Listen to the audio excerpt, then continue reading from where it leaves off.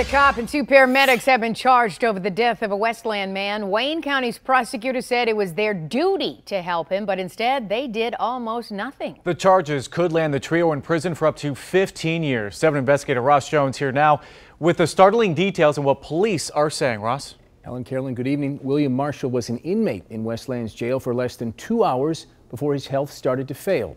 And the very people who were supposed to help him are being blamed in his death. Mr. Marshall convulsed for almost an hour and a half with no medical attention or no one seeking help and authority. William Marshall died because of indifference.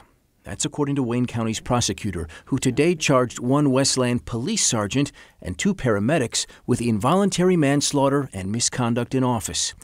It was back in December when Marshall was arrested and booked in Westland for marijuana and cocaine possession.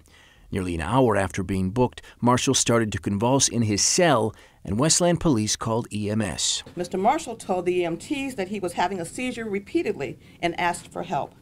He was then dragged from his cell into the hallway. At that time, neither paramedic did anything and never checked him for vital signs. Worthy said the EMTs offered to transport Marshall to the hospital, but said Sergeant Ronald Buckley told them not to, that Williams wasn't really having a seizure. The EMTs left, Worthy said, and Marshall continued to convulse for almost 90 minutes. Ultimately, paramedics had to return. Marshall was finally taken to the hospital, where he was pronounced dead. The cause, cocaine toxicity.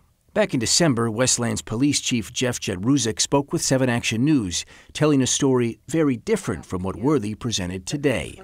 I know we do take the advice of our fire department, our medical staff when they come out to the building.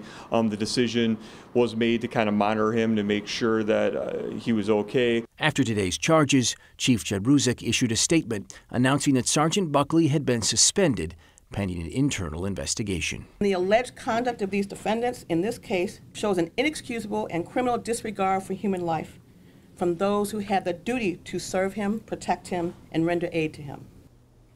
Now, the sergeant and 2 paramedics are expected to be arraigned in district court.